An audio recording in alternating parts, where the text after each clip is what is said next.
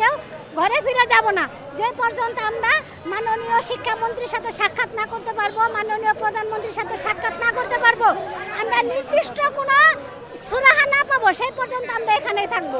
মাননীয় শিক্ষামন্ত্রীকে বলতে চাই, আপনি একজন নির্বাচিত শিক্ষামন্ত্রী, আমরা আপনাকে ভোট দিয়ে নির্বাচিত করেছি এবং সকল শিক্ষা প্রতিষ্ঠানের অভিভাবক আপনি। আপনি যে বৈষম্যমূলক আচরণ করতেছেন এটা একজন শিক্ষামন্ত্রীর আচরণ হতে পারে না, এটা একজন অভিভাবকের আচরণ হতে পারে না। সমস্ত শিক্ষা প্রতিষ্ঠানের অভিভাবক হয়ে দুঃখ দুর্দশা দেখার দায়িত্ব আপনার। আপনি পারবেন কি পারবেন না সেটা পরের কথা। আপনি আমাদের এখানে আসেন, আপনার প্রতিনিধি পাঠান, আমাদের দুঃখ দুর্দশার কথা শুনেন, তারপরে আপনারা এটা সুরাহা বের করেন। কিন্তু আপনি এভাবে আমাদের সাথে দেখা না করে আপনি এটা খুবই আমরা লজ্জিত, আমরা এর তীব্র নিন্দা জানাই। শিক্ষামন্ত্রী 29 দিন যাবৎ আমাদের সাথে কোনো রকম যোগাযোগ করে নাই, এটার তীব্র নিন্দা জানাই।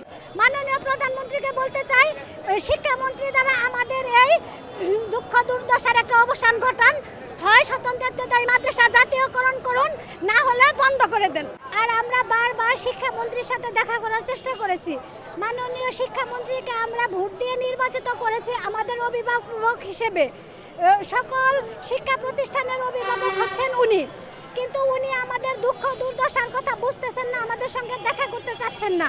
আমরা 29 যাবত এখানে প্রেস ক্লাবে বসে আছি, ওনার উচিত ছিল আমাদের সঙ্গে যোগাযোগ করে আমাদের দুঃখ দুর্দশার কথা শোনা, কিন্তু সেটা উনি করেন নাই। তো আমরা ওনার সঙ্গে দেখা করার জন্য লং মার্চ করেছিলাম, উনি তো সেটা আমাদের সঙ্গে দেখা করেন নাই, বরঞ্চ পুলিশ বাহিনী দিয়ে আমাদেরকে নির্মমভাবে লাঠিচার্জ করেছে এবং আমাদেরকে প্রচুরভাবে মেরেছে এবং অনেক শিক্ষক আহত হয়েছিল। এটার তীব্র নিন্দা জানাই এবং প্রতিবাদ জানাই। শিক্ষামন্ত্রী এটা আমাদের সঙ্গে খুবই খারাপ করেছে। তো আমরা কোনো উপায় না পেয়ে আমরা আজকে মাননীয় প্রধানমন্ত্রী বরাবর লং মার্চে গিয়েছিলাম এবং যাওয়ার জন্য যখন আমরা মাঠে রাস্তায় যাই পুলিশ আমাদেরকে আটকে দিয়েছে, বারবার পুলিশ আমাদেরকে এভাবে আটকে দেয়, আমাদেরকে প্রধানমন্ত্রীর সঙ্গেও দেখা করার জন্য যেতে দিচ্ছে না এবং শিক্ষামন্ত্রীর কাছেও যেতে দিচ্ছে না। এটা কোন ধরনের বৈষম্য? স্বতন্ত্র ইবতেদায়ী মাদ্রাসাগুলোর সাথে 26,000 প্রাইমারি স্কুল রেজিস্ট্রেশন প্রাপ্ত করা হয়েছিল, সেগুলোকে জাতীয়করণ করা হইলেও আমাদের মাদ্রাসাগুলোকে কেন জাতীয়করণ করা হচ্ছে না? এটা জাতির কাছে আমাদের প্রশ্ন।